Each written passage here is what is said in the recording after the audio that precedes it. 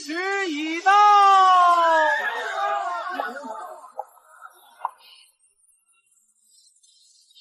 福新娘下轿。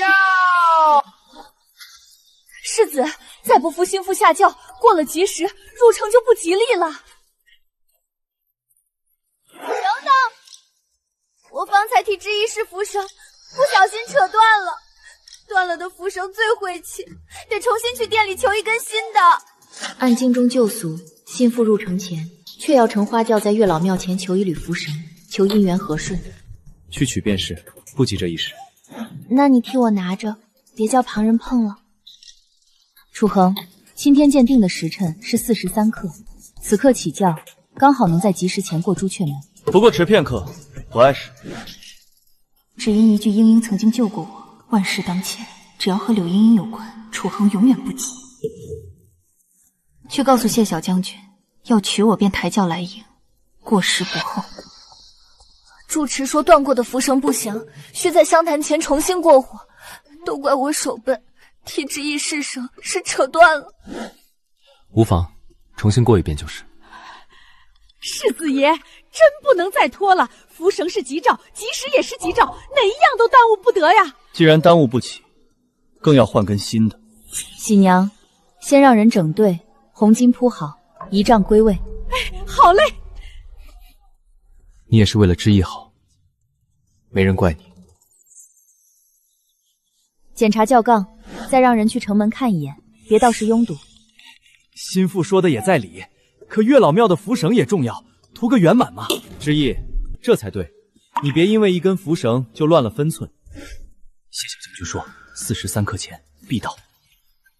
知道了，别声张。知意果然在怪我，我就知道我不该跟着来的。是啊，世子都在这儿，还能耽误你不成？去吧，快些回来。知意，不过一根符绳，误不了多少时候。钦天新定的时辰，无一刻都叫误。今天无论如何，我都要按时入城。住持说绳结松了，得重新打个同心结，不然寓意不好。哎呦，我的姑娘，再打结可真赶不上了。知意大婚是头等大事，我哪敢故意耽搁。若你们嫌我添乱，我不碰就是。沈知意，英英替你忙前忙后，你何必摆脸色？我摆脸色？从始至终，我连一句话都没对柳英说。我说他什么了？你若不是不高兴，何至于一再催人？楚恒，你会不会有一天让别人排在我前面？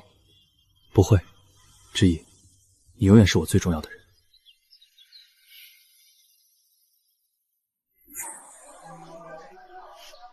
世子真的得走了，再吃朱雀门就赶不上了。是啊，路上还远呢，心腹都上轿了，总不好一直停在庙门前。很快能好吗？再系一下就好。只是住持说，这同心结最好由最亲近的人来系，才算灵验。对，从这边绕过去。世子，你可真聪明。喜娘，校夫原地待命，鼓乐准备，到了时辰直接起轿。沈知意，你今日非要这样吗？大喜的日子，何必闹得大家都难看？差点忘了，住持说这绳要系在花轿左侧轿梁上，才是夫妻和顺。知意得亲手系，别人带不了。我的祖宗，这新娘未到夫家，哪有中途下地的理儿？若不是我替知意试绳时不小心扯断，也不会多出这些波折。知意若怪我，我认。可我总不能眼看着知意婚后不顺遂。走吗？知意，别闹。从头到尾催着起轿的是我，被一根红绳一次次拦下的也是我，如今倒成了我不懂事。英英也是好心，你为什么总要针对她？楚恒，我只问你一句，走还是不走？沈知意，你别不分轻重。知意，你别生气，都是我不好，你要怪就怪我，别和世子置气。时辰一到，准时出发。沈知意，你什么意思？一根符绳已经拖了3回，你到底是接我入城，还是陪他求圆满？知意，你别误会，我从未想过和你争什么，我只是怕这红绳断过不吉利，才想替你求个周全。既然怕不吉利，为什么不是换了绳子让我立刻入城？为什么一次又一次让所有人等你？世子，我就知道知意嫌我多事，我不该替他试绳，不该替他操心，我这就走。够了！英英好心帮你，你却字字句句逼他，当着这么多人，你就非要他下不来台。楚恒，被耽误及时的人是我。及时，不过一时半刻，你至于揪着不放？你如今还没进门，就这般容不了人，今后如何当得起世子妃？如何当家？世子，真不能再拖了，再拖心腹就赶不上朱雀门了。既然等都等了，也不差这一会儿。我刚刚问过主持，他说这绳既然断过一次，便要再去后殿求一枚平安块，才算压住晦气。不然知意今日入城，只怕往后夫妻不睦，家宅难安。姑娘，这都什么时候了，还去后殿？一根绳子哪有这么多说头？再求下去，怕是天黑也走不了。别慌，知意我们再等等。楚恒，你是要我等他把整座月老庙都拜完吗？沈知意，你若再这般无理取闹，今日这婚事就算耽搁了，也是你自己做的。知意，都是英英不好，你别同世子置气了。不过真的就最后一步了，大喜的日子若真误了婚仪，传出去你的名声也不好听。那便不劳你柳英英操心了。时辰到了，起轿！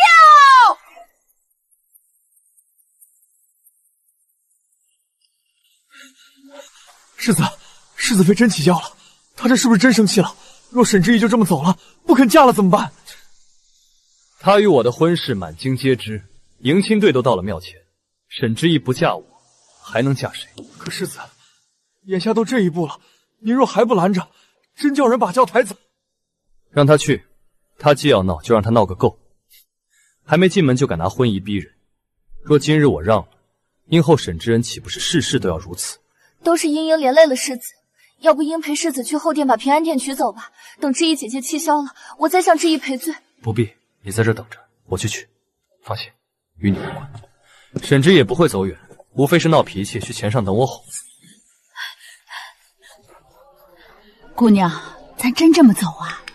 要不咱先去前头等等世子，不然新郎不在，咱这么进城，明日罢市要成全城笑话啦。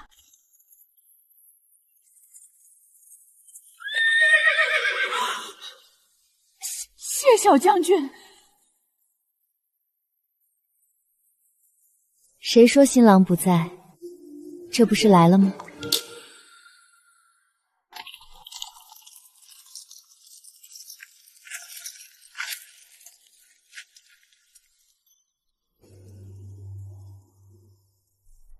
我来接人。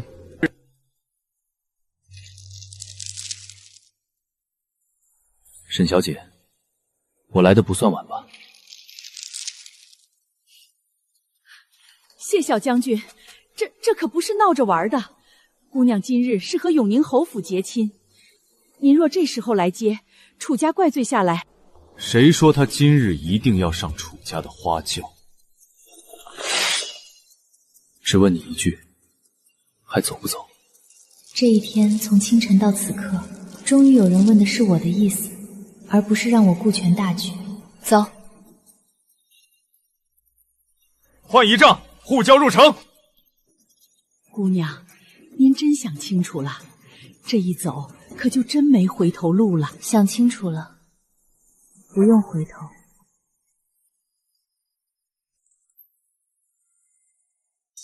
那一刻，我心里没有想象中的痛快，只有一种迟来的疲惫，像是撑了太久。后面的事，我来挡，你不必回头。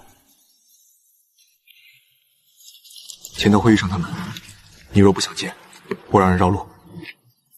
不必绕，有些路早晚都要迎面走过去。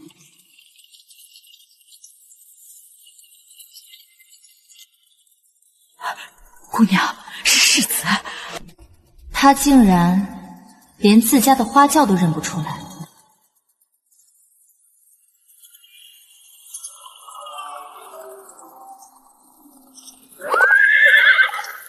谢将军，世子，今日倒巧，小将军也是来迎亲的。谢小将军这花轿瞧着倒眼熟，和知意姐姐那顶很像呢。满城的花轿都差不多，何况知意先一步走，哪里会在这里？世子说的是，花轿都差不多，可人却未必。也是，只是你今日这亲赶得倒巧，险些和本世子的撞在一处。到这一刻，楚恒竟还没有半点察觉。世子，快别耽搁了，知意姐姐这会儿她正等着你。姑娘家面子薄，见了未婚夫上门哄一哄，肯定会好的。哦，原来世子成婚靠的是把人晾在半路上，再回头去哄。知意性子倔，偶尔也该磨一磨。婚前总得让他知道分寸，不然以后怎么撑得起永宁侯府的中位？那我便祝世子早些得偿所愿，也祝小将军新婚顺利。真荒唐！楚轩，你亲口祝别人新婚顺利，而别人抬轿迎娶的人是我。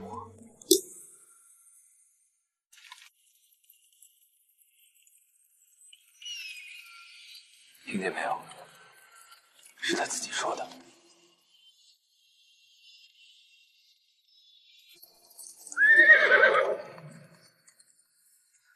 世子，怎么了？没什么。姐姐这会儿怕是还在生气，世子等会儿见了她，可别说重话了。到底是姑娘家面子薄。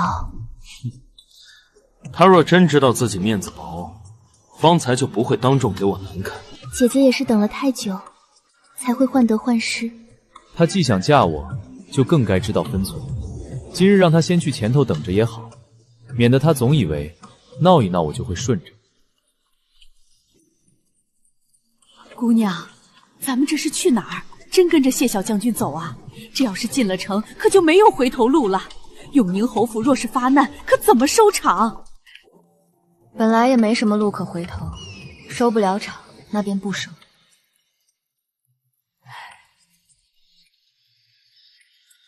颠不颠？渴不渴？若累了就停一停，不差这一会儿。和楚寒在一起这些年，我已经很久没有被人这样放在心上，细细关怀过了。刚才他没认出你不生气？气过了，气到最后，心口便只剩下一片空了。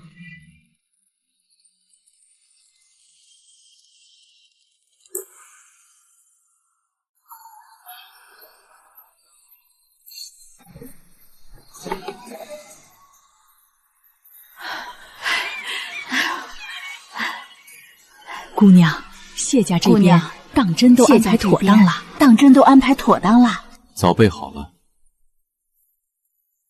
既然谢昭敢在月老庙前应下必到二字，他便绝不会让我一个人面对这满城的风雨。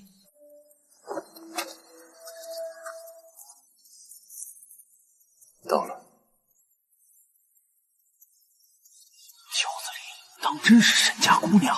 楚世子把人晾在半道上，谢小将军这是来英雄救美了。谢昭的手掌总是很热，带着常年握刀留下的宝茧，却能给我带来了极大的心安。小心脚下，台阶上有血水。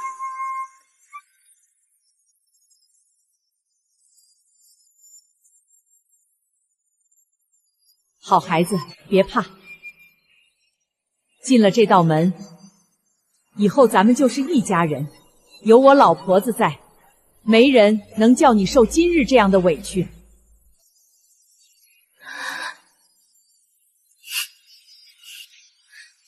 是，祖母。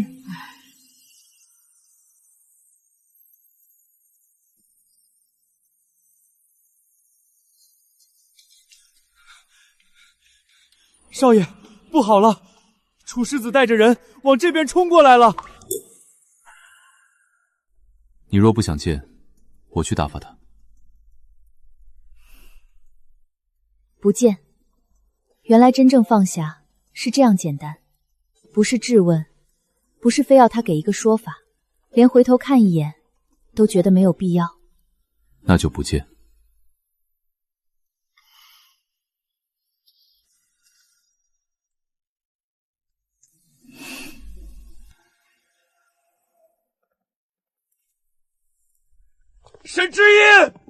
出来！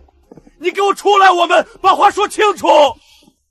话说清楚，拖着我误及时的时候不说清楚，当众斥我无理取劳的时候不说清楚，亲手祝别人新婚顺利的时候不说清楚，偏偏到了这一刻才想起来。世子，今日是我大喜，堵在别人门前喊别人的心腹，这不合适。本该是我的妻子。本该，可我只知道月老庙前是世子亲口祝我新婚顺利。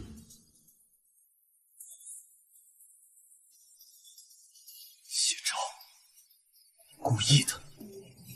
彼此彼此，你故意晾着他，我不过是准时来接而已。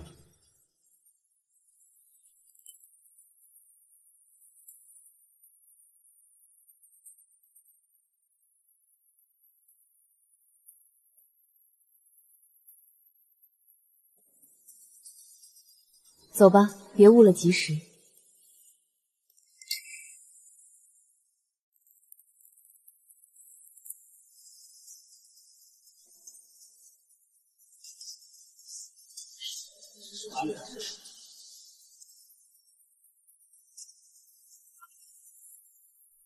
吉时已到，新郎新妇行礼，一拜天地，二拜高堂，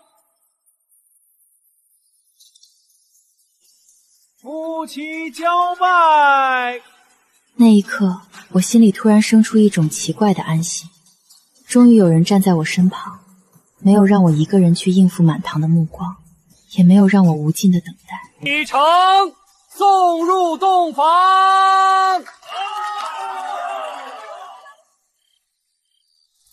姑娘，老奴活了大半辈子，还是头一回见这样惊险的婚事。可说句越轨的话，谢小将军比世子强。怎么说？他来得及时，没让姑娘在月老庙前受冷漠，他也知道疼人，没叫姑娘你当众难堪。往后的日子看不到什么好日子，但今日却能看到他是否重视你。是啊，但这2件就已经比从前的楚行强太多了。少夫人，将军特意吩咐了，说您折腾了一天，肯定饿了，让您先垫垫肚子，在谢家不用拘着那些繁文缛节。楚家规定，大婚之日新娘是绝不能进食的。楚衡说那是守礼，如今看来，所谓规矩，不过是不在意罢了。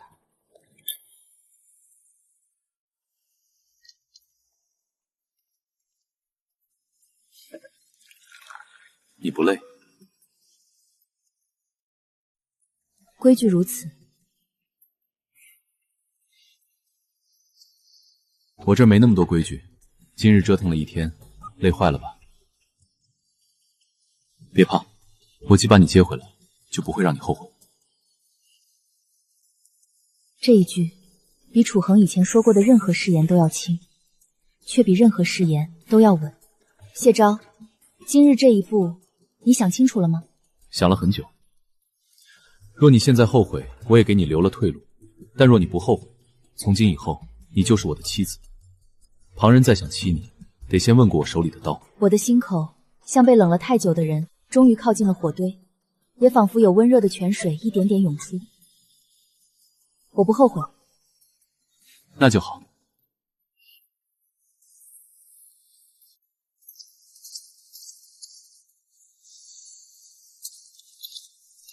你今天累了，早点歇息。今晚我守在外间。明日起，若你想管家就管，不想管就慢慢来。谢府里没人催你做个贤妻良母，你先把自己好再说。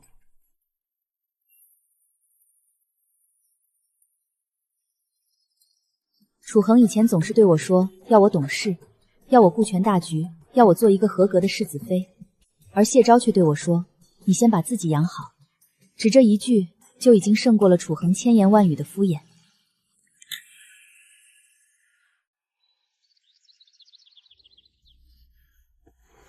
少夫人，永宁侯府的楚世子又来了，此刻正跪在大门外，长跪不起呢。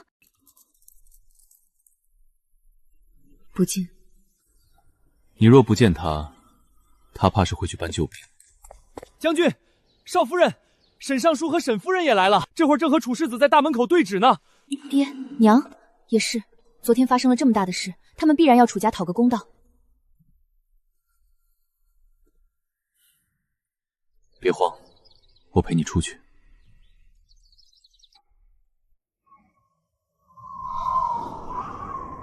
岳父，岳母，知意昨日只是一时跟我赌气，还请二老劝劝他，劝他回心转意。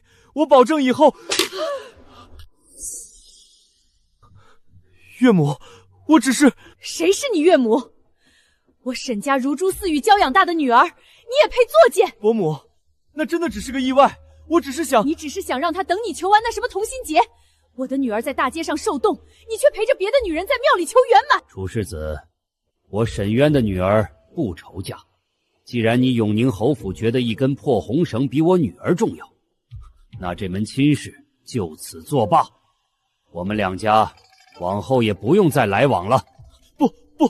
不是这样的，那是个误会。知意，你跟他们说，你跟岳父岳母说句话呀！我们5年的感情，你当真说不要就不要了吗？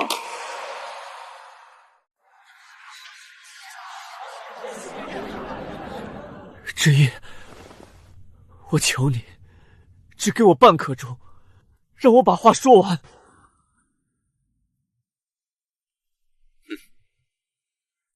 带他去偏厅吧。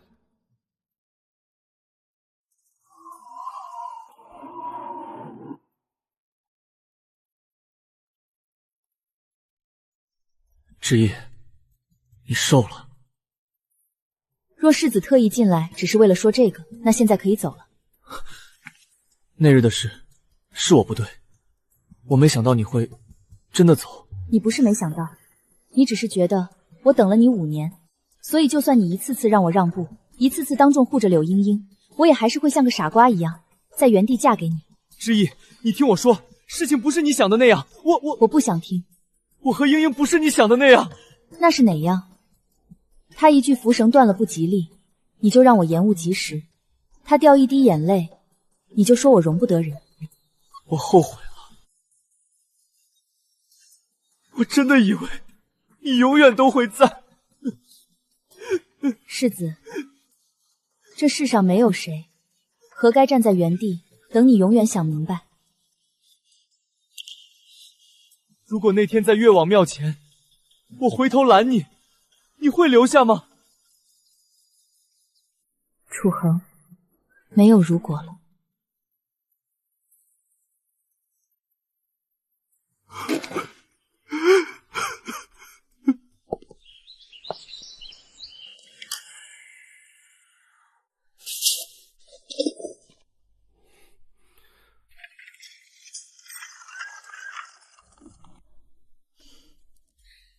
看到谢小将军这般护着你，大娘也就放心了。知意以后就交给你了，若他受了半分委屈，我沈家绝不依你。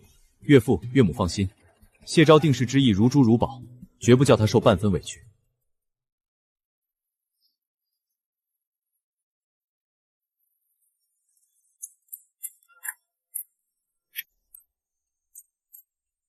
朱雀门严把出城车辆。今日兵部有令，朱雀门严加出城车辆。可世子的迎亲队堵在这儿，后面的车都堆到长街了。世子成婚，谁敢耽误吉时？赶紧把后面的货车放过去，别冲撞了世子妃的娇玉。可是谢家的账目出了错漏。谢昭，我觉得大婚那天的吉时误得很蹊跷。哦，怎么个蹊跷话？大婚当天，柳茵茵接连3次作妖，生生把时间拖了近1个时辰。而且楚家那120台的迎亲驿帐，当时就这么横在朱雀门的主街上。我刚才忽然想起，当时城门口堆积了不少货车，城防军本来要严查，却因为楚家的迎亲队堵在门口，为了疏通道路，只好草草给那几辆重车放行了。你是怀疑柳茵茵故意磨蹭，是为了利用楚家的特权，用迎亲队伍当幌子，帮那几辆重监车逃避兵部的搜查？正是，若只是为了争风吃醋，他何必每次都把时间卡得这么准？这更像是一场精心谋划的局。有意思，看来咱们这位不可一世的楚世子是被自己的心上人当成护送赃物的挡箭牌了。其实，我今日在军中也听到了一些不寻常的风声。什么风声？可是与边关有关。边关的调令提前了。不仅如此，朝中今日临时出了一件大案，刚好和永宁侯府有关。楚恒管着的那批送往边关的军械出了极大的纰漏，若一旦查实，轻则革职降罪，重则问罪坐牢。难道我大婚之日，柳茵茵故意用迎亲队拖延时间，掩护出城的，竟然是这批有问题的军械？别慌之意，目前这也只是我们的猜测，还没有真凭实据。影一，属下在。去查。第一，大婚当日，月老庙后殿的所有香客名额。第二，立刻去盯紧柳茵茵那个在工部任职的表兄，查清楚他们那天到底运了什么东西出朱雀门。属下领命。若这件事情真的牵涉了军械，那这就绝不再是普通的后宅争斗，这是要掉脑袋的死罪。我明日一早便得启程离京，去营里处理这桩烂摊子。如今这关口，把你一个人留在京城里，我实在有些不放心。有什么不放心的？我既然能从楚家那个火坑里干净的跳出来，就不怕这些暗地里射来的冷箭。也是，我夫人向来最是聪明清醒。不过你必须记住，我不在京中的这几日，楚恒若再来找你，你绝不可单独见他。我省得。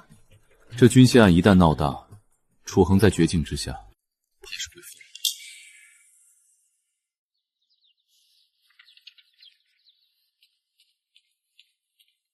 少夫人，府外来了一位不速之客。谁？是柳茵茵，她此刻正在二门外候着呢，让她进来。之意，我知道你心里恨我，可世子如今因为军械案在朝中真的很难。你若心里对世子还有半分旧情，就劝劝沈大人和谢小将军。是在试探敌有没有察觉大婚当日的那些猫腻。柳茵茵，你凭什么觉得谢昭会为了我去动用军中私权？我知道你如今嫁了谢家，成了尊贵的少夫人，心里自然得意。可当初在月老庙前，我真的不是故意要耽误你的吉时，我只是想替你求个圆满。我若知道会变成这样，哪怕手断了，也绝不敢去碰那根红绳。柳茵茵，你真以为人人都看不懂你？你若真为我好，就不会在月老庙一再拖延吉时；你若真为楚环好，就不会在楚环面前句句挑拨。你今日来，根本不是为了求我，而是来探我虚实的吧？是又如何？沈之夜，你可还不是被我一句话就拆散了？你以为你今天嫁进谢家就是赢了吗？若不是谢昭突然横插一脚，你早就成了全城最大的笑话。沈之夜，你这个贱人，你敢泼我！滚出去！以后柳茵茵若敢再踏进谢府半步，直接乱棍打出去！放开我！沈之意，你别得意。柳茵茵今日越是激躁，就说明心里越鬼。那桩军械案果然与柳茵茵脱不了干系。世子，城南3个铺子的掌柜都辞工了，那可是沈家之前派来帮咱们撑陈面的大掌柜啊！沈姑娘大婚当天退婚，第2天就让人把沈家留在咱们侯府的账房师傅全撤回去了。如今账本堆成山，根本没人会理呀！沈家撤了人，你们自己不会管吗？柳茵茵呢？本之子不是把钥匙和账本都交回内宅，让他暂管了吗？世子爷，柳姑娘根本不懂看账啊！她为了充面子胡乱签字，短短3天，库房就亏空了3000两银子。因为我母亲早逝之意心疼我，派了沈家得力掌柜撑着侯府的产业。我竟以为这侯府的井井有条，全靠我自己。世子，你别怪管事们，是我太笨了。可沈之意也太狠心了，一退婚就落井下石，把掌柜和资金全撤了，这不是逼着咱们侯府出丑吗？世子，你先喝口汤，那些账目等之风气消了，我去求他把大掌柜送回来就是。够了！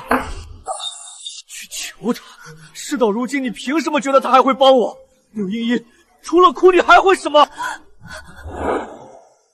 之意，原来没有你，我这永宁侯府不过是个空架子。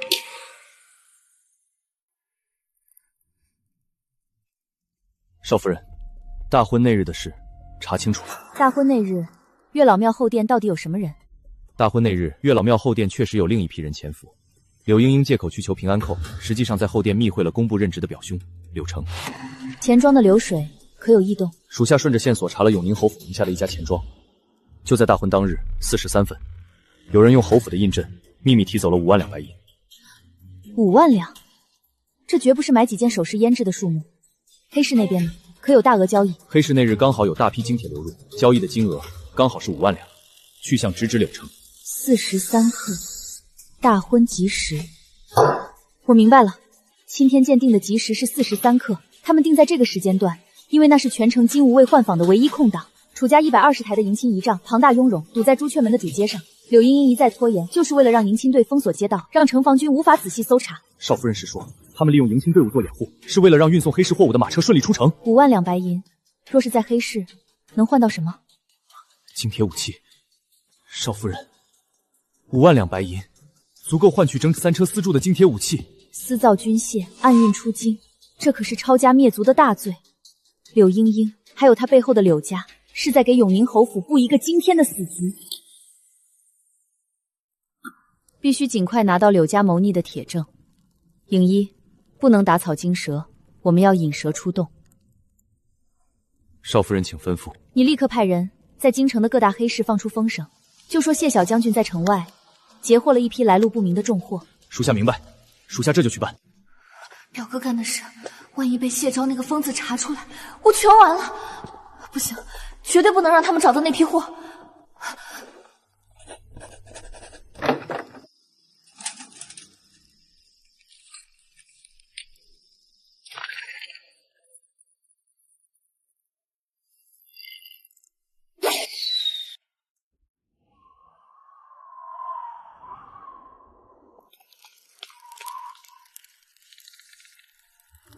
霍以威，素见，老地方。既然柳茵茵这么急着见人，那我们就帮她搭个戏台子。影一，多派几个人盯紧柳茵茵，只要她一动，立刻收网。属下遵命。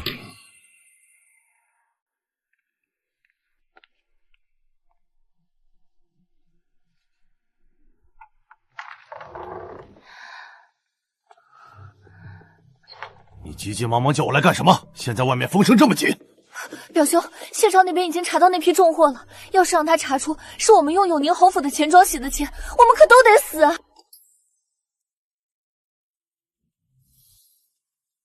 慌什么？只要你不露马脚，楚恒那个蠢货根本查不出来。楚恒确实好骗，平日里我只要滴2滴眼泪，他就心疼的找不着北。大婚那天，要不是我故意弄断同心结和红绳，拖延时间，你的金铁货车怎么可能顺利出了朱雀门？也是，当年要不是我花钱安排了那一出落水戏，你怎么可能平白无故成了他的救命恩人，让他记挂你5年？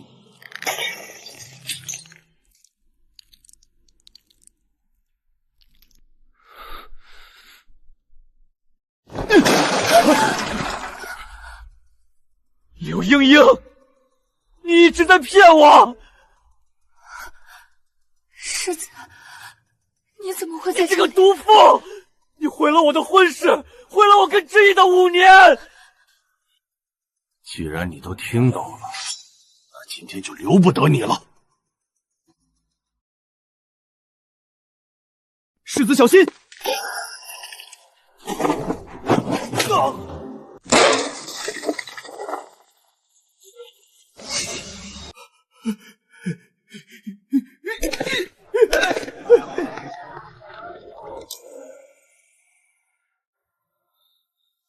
给我追！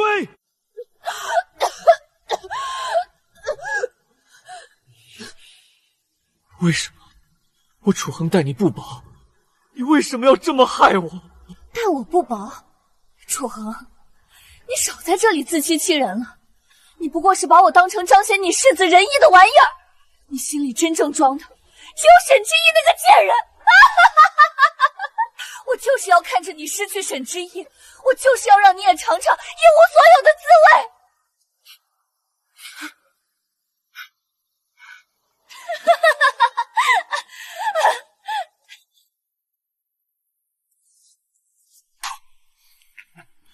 既然楚恒已经知道了，那就绝对不能善留。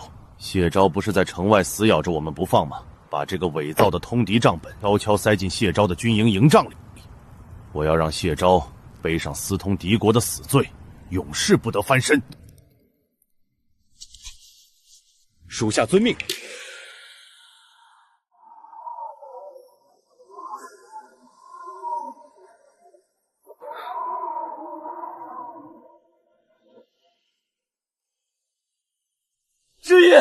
知意，你出来，求你见见我！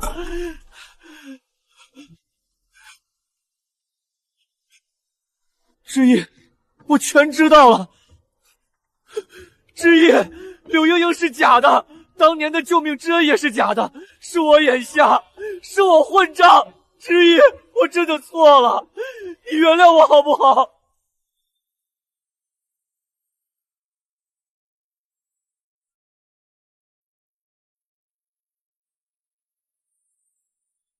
知意，我们有5年的感情了，只要你跟我回去，我立刻向皇上请旨，贬柳莹莹为奴，迎你做正妻。楚恒，你的忏悔除了感动你自己，没有任何用处。我说过，没有如果了。回去吧，你的报应才刚刚开始。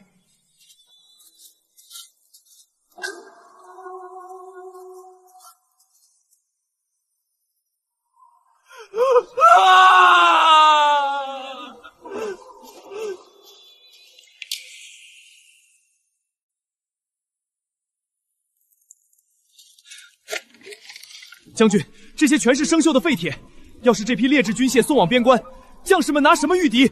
柳家为了一己私利，置边关万千将士性命于不顾，真是该死！加快剿城，必须在天亮前把这些证据呈交御前。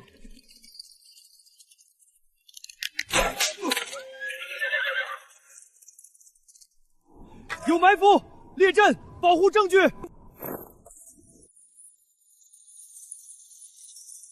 毁了那些箱子，一个活口不留！找死！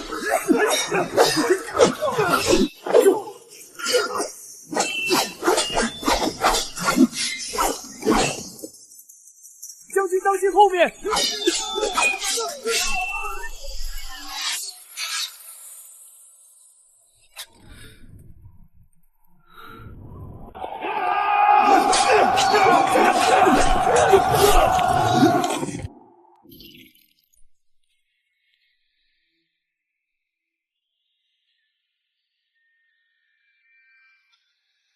我不后悔。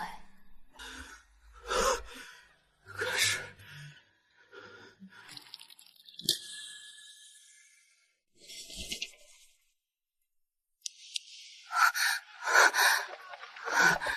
快请大夫！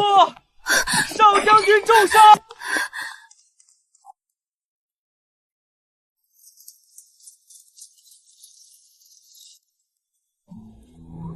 少夫人。我们在城外30处遇袭了，少将军为了护住那些军械证据，生挨了贼人3刀。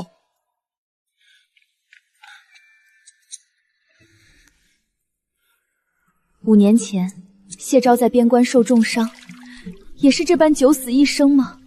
少夫人，这便是少将军拼死护下的东西。这群畜生下手太狠了，用化尸水毁了账本和图样。如今证据毁成这样，到了大理寺，根本无法定柳家和楚恒的死罪啊！5年前，楚恒为了在朝堂立足，接了军械督造的差事，他自己核算不清，便偷偷将制钞的军械图样和拨款暗账带回侯府，美其名曰是为了历练世子妃的管家能力。去，把宣纸和炭笔拿来，那些废铁的钢材比例、拨款明细、图样差池，我替楚恒核算过无数遍，我能复写出来。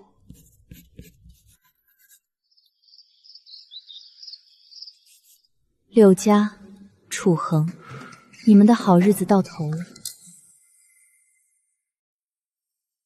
皇上，谢昭重伤回京，营帐内却搜出了通敌信件，信上盖着的正是永宁侯府的大印。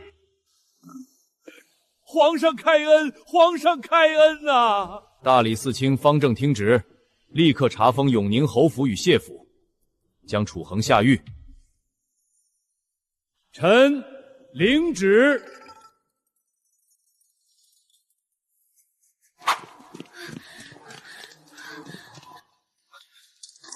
少夫人，大理寺的禁军正往谢府冲来，说是少将军通敌，要查封谢府。知意，这可如何是好？昭儿还重伤躺在榻上啊！祖母别怕，有知意在，谁也动不了谢府。圣旨在此，谢府上下任何人不得反抗。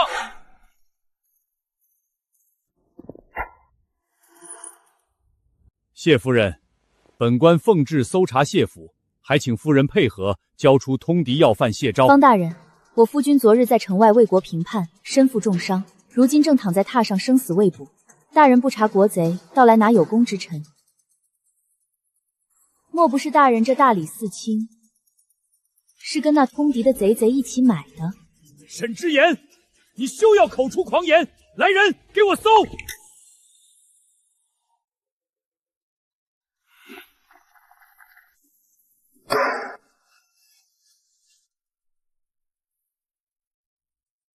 谁敢？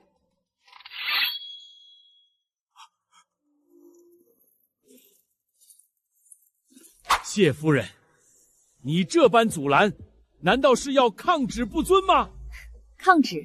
方大人，你手里拿的是搜查令，可不是抄家灭族的催命符。大人要搜，我自然不拦。但若搜不出什么，大人今日冲撞了重伤立功的将军，这后果，大人这顶乌纱帽怕是担不起吧？本官既奉旨前来，自然有确凿证据。你去谢将军的书房仔细搜查。这位军爷，搜查便搜查，你这袖子里塞着什么东西？鼓囊囊的，不敢见人吗？谢夫人，这不过是本官随从的随身之物。夫人饶命，小人袖子里什么都没有。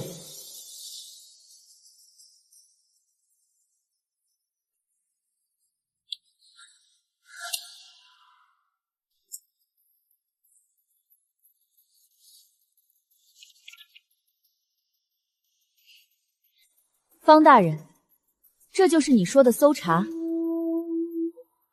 夹带私募，栽赃嫁祸，你们这是在欺君罔上。这定是这狗奴才自作主张，本官毫不知情。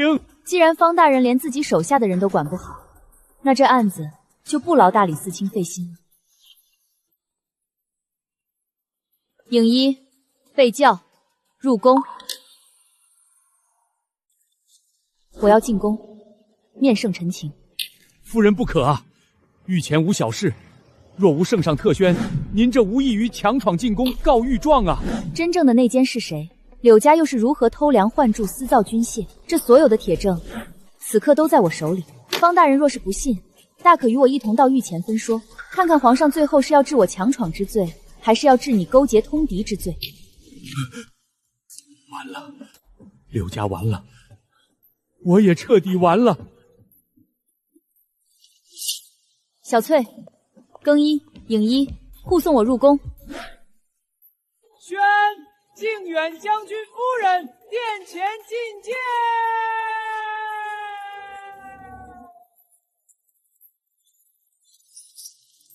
谢昭，为了你，也为了沈家的清誉，这一关我一定能。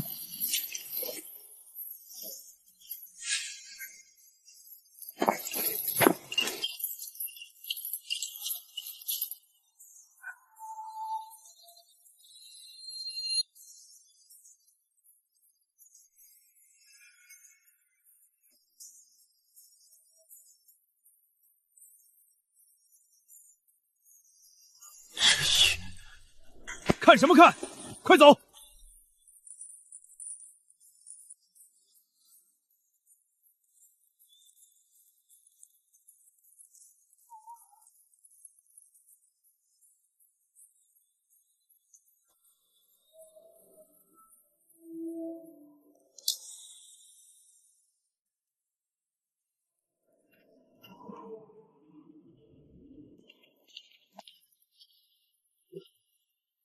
臣父谢沈氏，叩见吾皇万岁。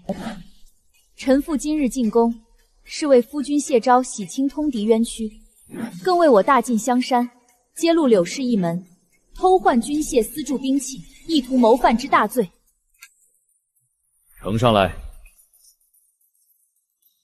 皇上，万万不可轻信啊！谢昭邀敌的证据确凿，这定是谢沈氏为了给夫君脱罪，连夜伪造的伪证。一介妇道人家，懂得什么军械图案和边关账目？这明摆着是欺君之罪。起来吧。侍郎大人，臣妇虽是后宅妇人，但当年与永宁侯府定亲5年，楚世子才疏学浅，核算不清工部账目，曾私自将工部与兵部的交接图册、拨款账本带回侯府，逼臣妇替他核算。那5年里，工部的军械钢材比例、拨款明细、图样差池，臣妇替楚上子核算过不下100遍。这图样是真是假，皇上只需照工部尚书亲自比拟，便知真伪。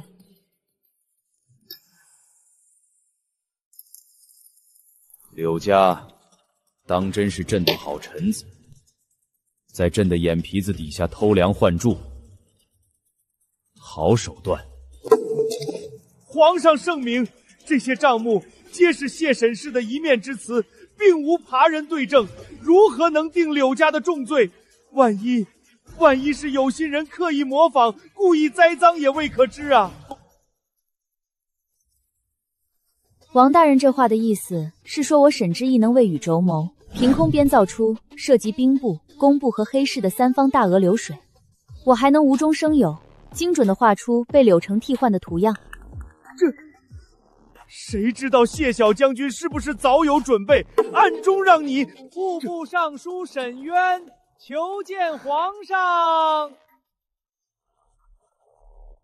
宣。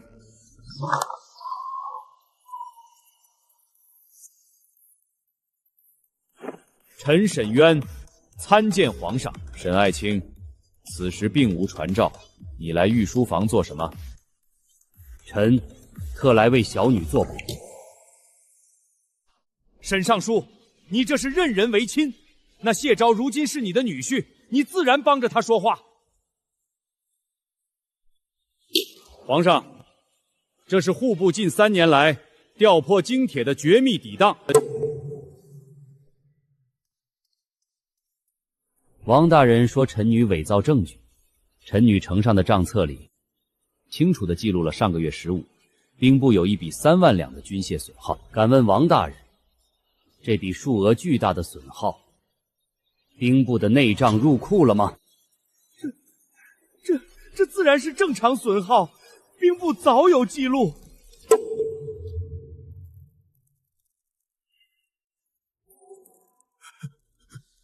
正常损耗？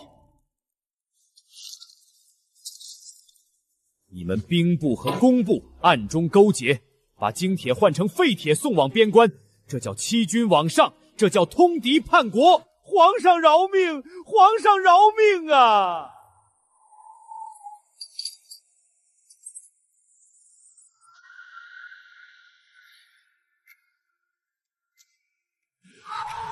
之意，对不起。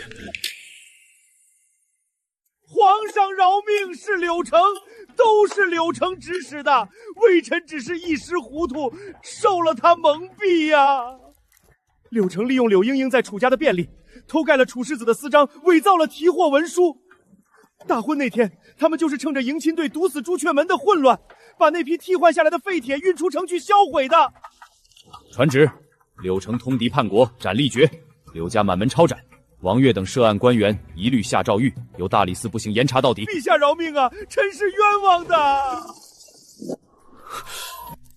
将楚衡押进来。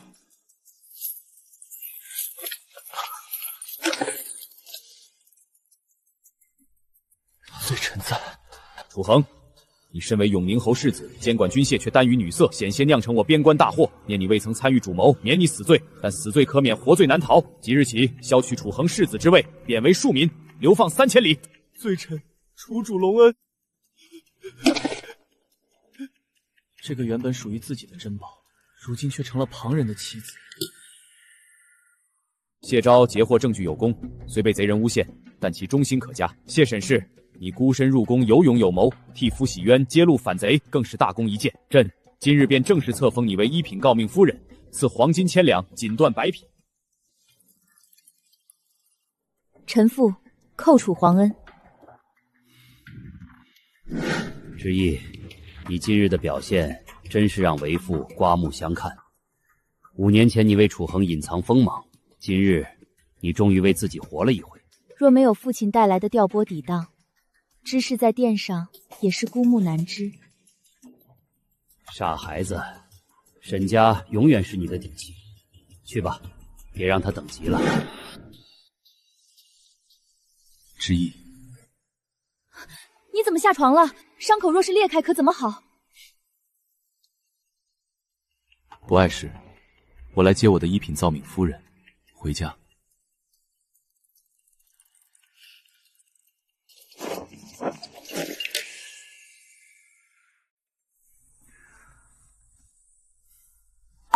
风大，别冻坏了我的夫人。原来她不是不会笑，之意，只是不再对我笑。老实点，犯人就要有犯人的样子，看什么看？之意，看我一眼，哪怕是恨我，哪怕是嘲讽，求你看我一眼。楚恒，我本以为你会好好待之意，所以我才同意你们的婚事。现在来看，你并非良人。哼！沈尚书，罪臣知错。世子，不，现在该叫楚庶民。我的夫人，往后不劳外人惦记。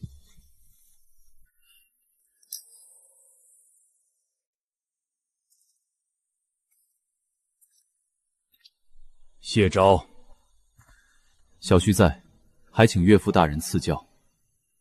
你可知知意这般性子是怎么养成的？小婿不知，还请岳父大人指教。我沈渊如珠如宝娇养长大的女儿，从小到大就不缺爱。我们沈家给了沈之意最好的教养，也给了沈之意这世上最多的底气，所以之意才养成了这般爱憎分明的性子。得之坦然，失之道然。他沈之意不需要在任何人那里乞讨情绪，更不需要为了所谓的懂事去咽下别人给的委屈。原来从一开始我就错了，我以为用几次冷淡几次偏心就能磨平之意的棱角，让他乖乖做一个听话的世子妃，却不知之意根本不需要依附我。谢昭，你记住了，若有一天你让之意受了委屈，我沈家随时能接他回家。岳父大人放心，谢昭此生定视之意如命，若为此事，叫谢昭万箭穿心，不得好死。我们回家。好，听夫人的。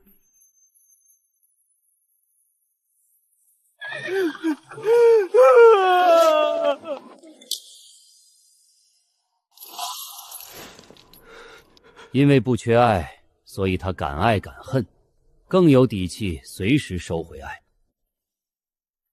别人给的委屈，他咽不下，也不需要咽。你若懂他，就好好待他；你若哪天敢像旁人一样，仗着一点情分作践他，他照样能毫不犹豫地转身离去。而我沈家这娘家的意义，则是无条件接纳他。岳父教诲，小婿铭记于心，此生绝不相负。我终于明白了，自己究竟失去了什么。那是本该属于我的真心，是我哪怕跪碎了膝盖，此生也再也无法触及的光芒。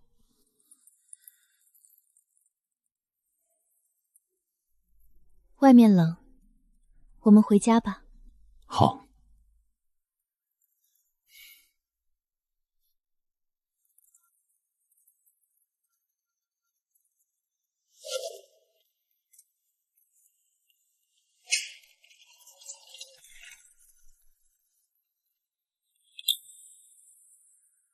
今日在御前，你没被吓到吧？有你在，有父亲在，我什么都不怕。倒是你，伤口是不是又疼了？不疼了，得了个一品诰命夫人，我这几刀挨得值了。下次不许再这样拼命了。你若是有个3长2短，我怎么办？好，我答应你，以后一定惜命。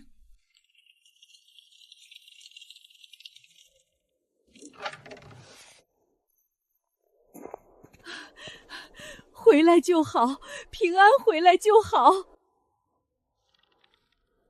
少夫人，宫里的封赏圣旨一到，整个京城都轰动了。从前那些看咱们笑话的京城贵妇，如今纷纷递了拜帖，都在外头候着呢。您看要见哪几位？一份都不接，全都退回去。少夫人，这会不会太得罪人？这个时候来的拜帖，是墙头草一般的货色。我谢家落难被围时，他们唯恐避之不及。如今谢家洗清冤屈，立了功，他们倒来攀高兴。告诉他们，谢将军伤重，需要信仰，谢府闭门谢客。如果5日之后还有人来递拜帖，才能迎接。是，老奴这就去回绝了他们。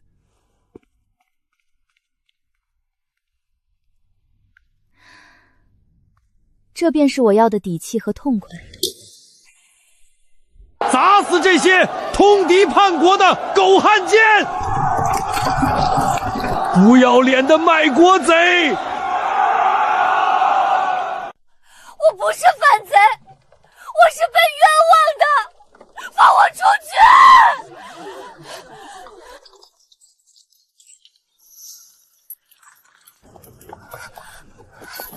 沈之意，你这个贱人，你凭什么高高在上？你不得好死！沈之意！闭嘴！死到临头还敢辱骂夫人！自作自受。我没说楚恒是爱我的，我是世子妃，世子爷很快就会来救我的。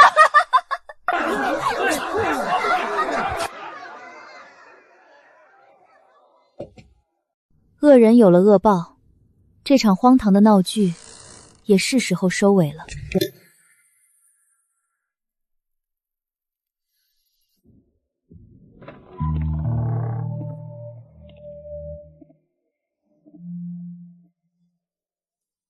趁热喝。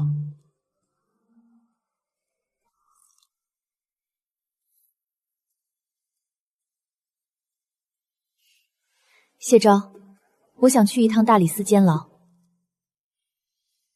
去见楚恒最后一面。有些东西是时候该还给楚恒了，也有些话必须由我亲口告诉楚恒。去吧，把过去的结彻底解开。我在家里等你。好，我很快就回来。谢夫人，费世子就关在最里面的一间，您当心脚下，别脏了您的鞋。不必离开，等我1刻钟便好。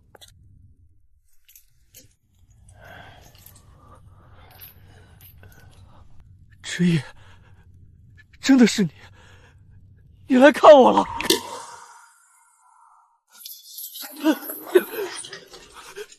之意，你来了，你终于肯来见我了。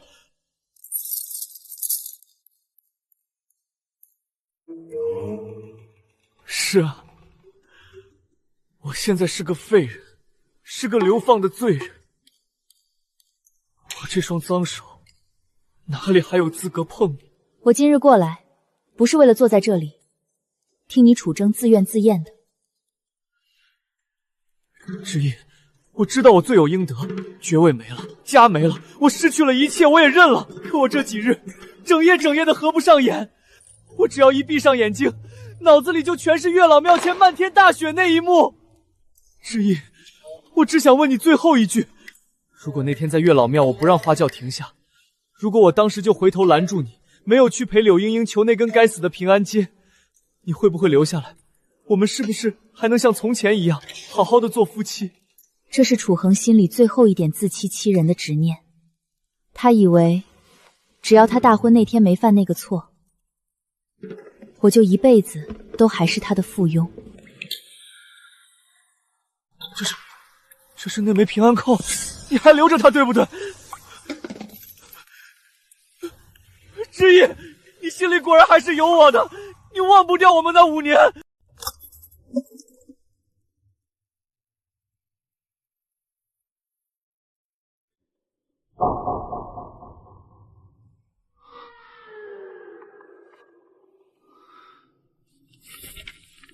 之意，今日又破贼一军阵，只是肩上受了点轻伤，不碍事。你送来的冬衣很暖，我很喜欢。这是谢昭的字迹。知意，军医说我这次怕是熬不过去了，我怕你傻傻的等我，怕耽误了你的大好年华。若我真的死了，这信便随我入土吧。你要好好的，找个好人家，别记挂我。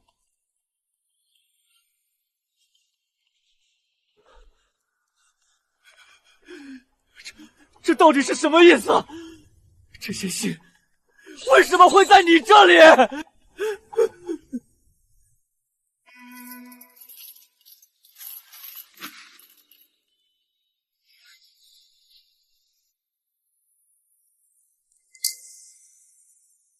？5年前，谢昭在边关身受重伤，九死一生。他怕自己熬不过去，更怕耽误我，才让副将骗我说他已经定亲，让我别等了。那又如何？谢昭自己放弃了你，是我陪了你5年，是我给了你未婚妻的名分。你所谓的名分，就是让我大婚之日在城门外当众受欺凌，让全京城的人看我的笑话。当年若不是你趁着我伤心绝望，用永宁侯府的权势和花言巧语骗取了我爹娘的信任，沈家怎么可能答应这门婚姻？不是这样的，是你自己答应嫁给我的，是你等了我5年。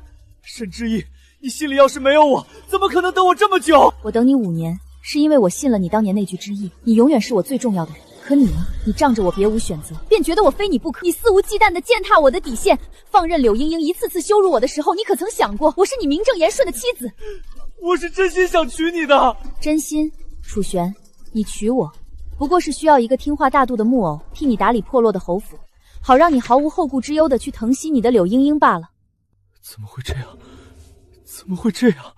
楚恒，你给我看清楚了，这5年不是你对我的施舍，是你乘人之危偷走了我原本的姻缘。这5年里，我受尽你的冷落和轻视。今日我替谢昭洗清冤屈，送柳家和楚氏一门下地狱。这5年欠你的，沈之意今日一并还清。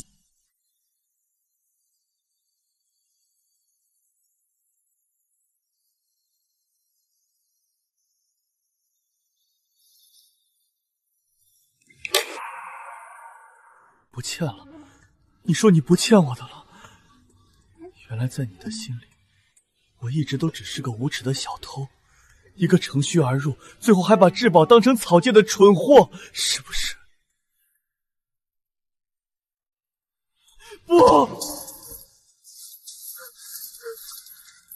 我是爱你的，之意，我是真的爱你啊！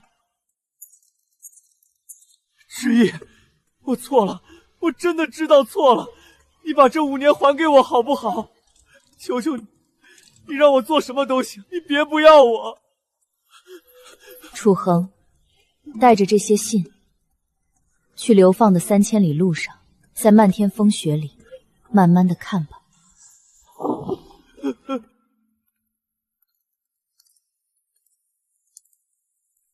之意，你回来啊！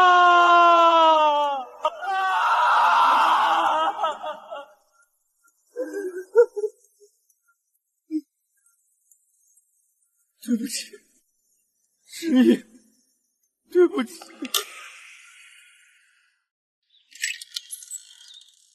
都说清楚了。都说清楚了，从此尘归尘，路归路，再无瓜葛。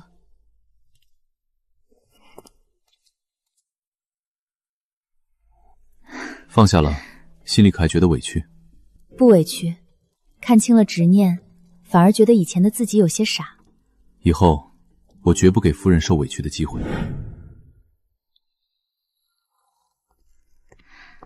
这是你修的？上次见你看别人家的秋千发呆，我便记下了。这几日伤口好的差不多，便亲手给你编了一个。谢昭，大婚那天在月老庙前，如果我没有下轿，没有上你的花轿，你准备怎么办？那我就算用抢的，也要把你抢回谢家。当年要不是身受重伤，怕耽误了你，我何至于说谎，眼睁睁看着嫁给别人？在边关的无数个夜里，我都在想，若是有一天他对你不好，我无论如何都要把你抢回来。幸好，之意，幸幸好我赶上了。幸好你赶上了。